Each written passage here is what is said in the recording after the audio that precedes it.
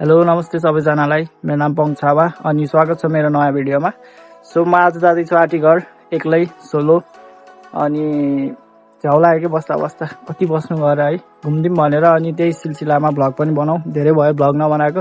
अनि मसँग छ दुईटा सामान, एउटा छ A74 A74 र 2470 छ मसँग। यो चाहिँ म फोटोको लागि युज गर्छु। अनि अर्को छ मसँग ट्राइपड। यो ट्राइपड चाहिँ म चाहिँ टाइम ल्याप्स लिन र हल्का भिडियोलाई चाहिँ स्टेबलाइज तरिकाले खिच्नको लागि युज गर्छु। अनि हामी जाँदैछौँ अब म यहाँ खोरा छु, खोराबाट रेलचोर हुँदै, रेलचोरबाट घारी हुँदै, घारीबाट अनि बिसाउना हुँदै र आँटीघरसम्म। So keep watching guys. आँटीघर कस्तो छ म देखाउनेछु, एक्सप्लोर गर्नेछु के कस्तो हुन्छ मेरो यात्रा। म एक्लै नै जाँदैछु। So keep watching. म चाहिँ अब यहाँ घरबाट हिँडिसकेँ, अब रेलचोर पुग्न लाग्छु होइन। यहाँबाट लगभग 1-2 मिनटमा म चाहिँ त्यो अब घारी जाने बाटोतिर उकालो लाग्छु। सो उताबाट तपाईँहरू अब कताबाट आउनुहुन्छ त्यो अनुसार नि मजाले हुन्छ है लोकेसन चाहिँ दिइरहेको छु guys. So stay tune guys. म चाहिँ अहिले रेलचोर भन्ने ठाउँमा आइपुगेँ। अब खोराबाट हिँडेर अब एकपछि यहाँबाट उता टाढा देख्दैछ है त्यो बाटो हुँदै जाने हो हामी चाहिँ। गाइस बाटो चाहिँ यस्तो छ घारीको है, घारी जाने बाटो चाहिँ यस्तो छ, जो अफ रोड छ, धुलो पनि छ, अब यस्तै हो। अनि म चाहिँ यहाँ बितास पारामा राइड हान्दैछु एक्लै solo. Let's go guys, let's go. अब एकछिनमा म घारी आइपुग्छु अनि त्यसपछि घारीको दृश्य नि हेरौँला हामी। यो पनि नआएको धेरै भयो, यहाँबाट पारि उता भलमतिर पनि देखिन्छ है। यु क्यान सी गाइस यो बाटो चाहिँ धुलो छ। जस मलाई त एक्लै गर्मी नै भइसक्यो जाडोमा। यस्तो एउटा हातले चलाउँदै एउटा हातले भ्लग खिच्दै गइरहेको छु, कतै गएर म उल्टियो भने नाच्नु है। घारी गाइस, घारीको घरहरू हो यो चाहिँ। अनि टोरीबारी पनि क्या राम्रो भयो रहेछ यार। सो टक्क एउटा भिडियो चाहिँ हाल्नुपर्छ यहाँ।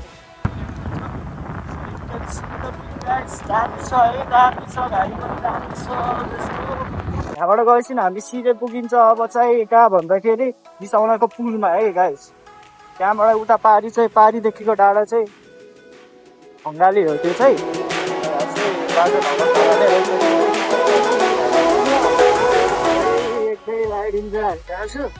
अब के भयो let's go guys, let's go.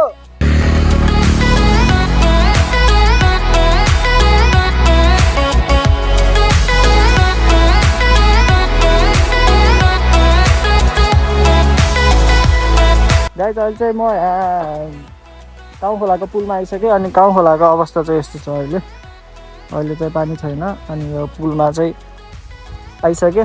अब यहाँबाट अझै टाढा छ, यहाँबाट माथि त्यो डाँडा कटेर गएपछि बिसाउन देखिन्छ। एन्ड म यहाँ ट्राइपडमा राखेर चाहिँ एउटा सर्ट खिच्छु। Let's watch this short.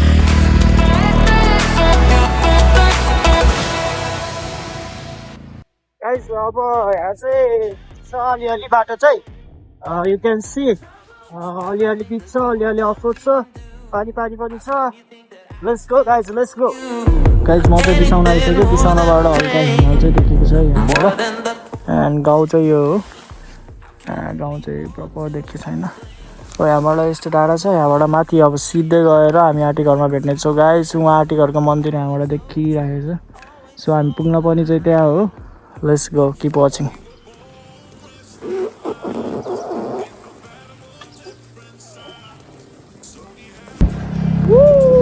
Finally आँटीघरको बोर्डसम्म आइपुग्यो। अब यता पनि बाटो छ, यता चाहिँ नजानु होला, यहाँबाट जाने हो मेन चाहिँ। यहाँबाट सिधै माथि गएर अब कहाँ हुन्छ म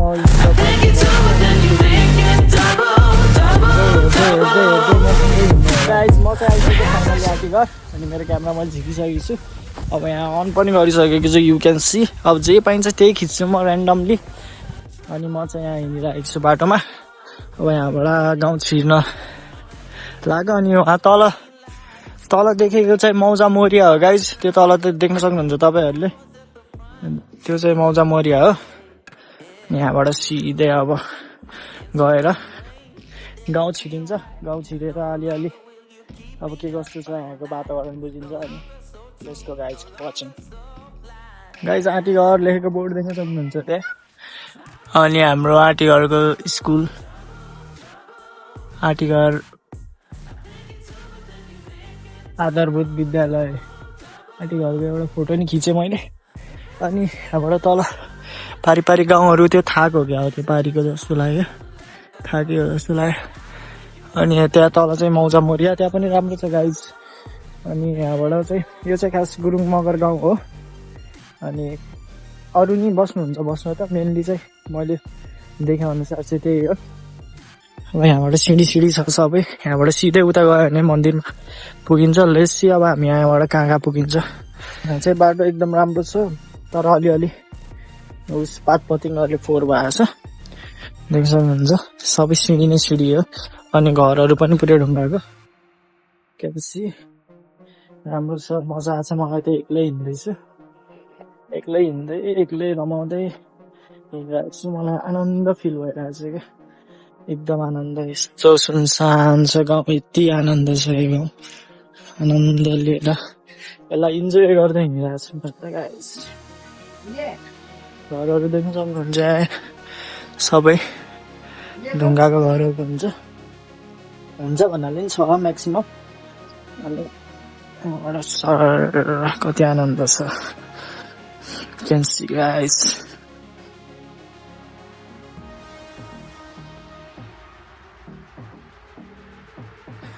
के रहेछ यो चाहिँ, यहाँ चाहिँ धेरै जस्तो कृषि नै हो के अरे भने।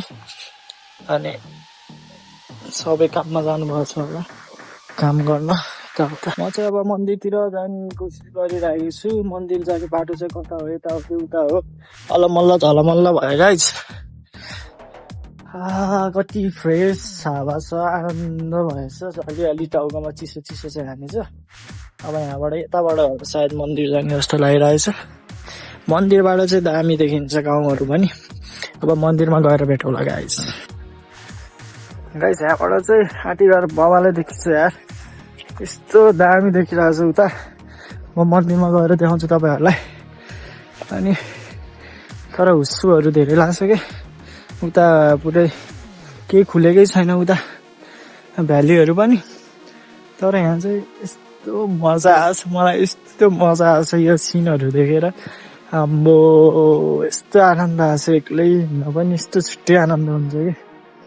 हिमाल पनि देखिरहेछ, तर प्रपर खुलेको चाहिँ छैन हिमाल। जस राम्रो खुलिरहेछ, हेर्न लायक चाहिँ छ अहिले। त्यस्तो खासै हुस्सुन लागेको छैन, अलिअलि चाहिँ लाग्छ, तर मस्त त्यो हुन्छ नि दामी तरिकाले चाहिँ खुलेको छैन। अब मन्दिर चाहिँ पुग्न लाग्यो गाइस। मन्दिरको मुनि आइसक्यो। यहाँ चाहिँ यो एउटा पिपलको बुट छ। उतापट्टि चाहिँ बर छ, चौतारी दुईटा रहेछ। अनि यहाँबाट गाउँ चाहिँ यस्तो राम्रो देखिन्छ कि है, तपाईँहरू एकदम आत्तिसक्नु भयो होला गाउँ कस्तो देखिन्छ भनेर हेर्नको लागि। म चाहिँ यहाँ लखर हिँडिरहेको छु।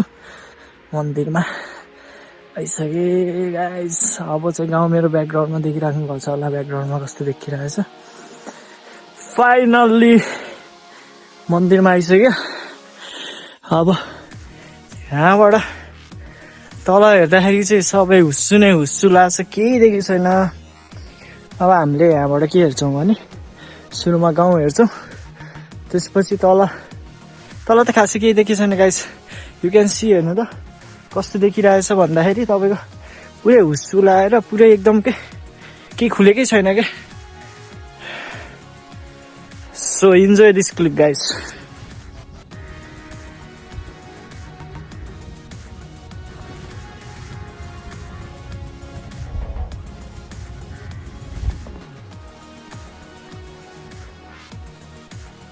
यो मन्दिरको नाम चाहिँ श्री संसरी देवी मन्दिर रहेछ।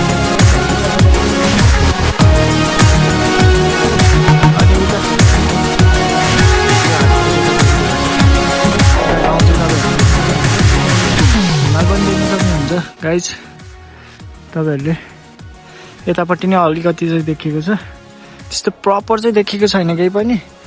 तैपनि यहाँबाट माथि पनि देखिन्छ जस्तो चाहिँ लागेको थियो, तर नदेखिँदो रहेछ कि के हो। त्यहाँ बिचमा त्यो डाँडाले छिरेको रहेछ क्या हो। अनि यहाँबाट पारी चाहिँ अर्मला हो, त्यो पारी देखेको डाँडा चाहिँ यो चाहिँ अर्मला हो। अनि यहाँबाट यता त्यो अर्को गाउँ छ, यो गाउँ चाहिँ कुरा गाउँ भन्नुहुन्छ त्यसलाई चाहिँ। अनि हामी चाहिँ भन्नु मात्र आउँदो रहेछ। म चाहिँ यहाँ छु। अब यहाँबाट फेरि एक राउन्ड चाहिँ म त्यहाँ गाउँ डुल्छु अनि त्यसपछि ब्याक टु होम। गाइस तपाईँहरूले यहाँबाट चाहिँ पोखरा देख्न सक्नुहुन्छ राम्रोसँग, तर अहिले चाहिँ हुस्सु लागेको छ है। यस्तो हुस्सु लागेको छ, केही खुलेकै छैन। हाम्रो घर पनि देखिरहेको छ तर हुस्सु नै हुस्सु छ। यता चाहिँ बिजेपुर हो जस्तो लागेको छ, बिजेपुर गाउँ। अनि अब चाहिँ यहाँबाट निस्किन्छु म। अलिअलि आफ्नो सर्टहरू पनि खिच्नु पर्यो अनि रिल्सको लागि। अनि त्यसपछि उता गाउँ त देखिराख्नु भएको छ। अब त्यहाँ फेरि जान्छु अनि त्यहाँबाट निस्किन्छु। Guys keep watching. गाइज म चाहिँ यहाँबाट फर्किरहेको छु आँटीघर। यहाँ क्लोजबाट हेर्नु होला, राम्रो देखिरहेछ एकदम। गाउँ चाहिँ एकदम बवाल देखेछ। म बरु अलि धुल देखेछु होला। कुरा गाउँ हो त्यो चाहिँ क्यान्सी। अब यहाँबाट सिधै अब स्कुटर भएको ठाउँमा जान्छु, त्यसपछि ब्याक टु होम। घरहरू एकदम राम्रो देखिन्छ। छोडेर जाने मन लागेको छैन, अब के गर्नु, जानै पर्यो होइन।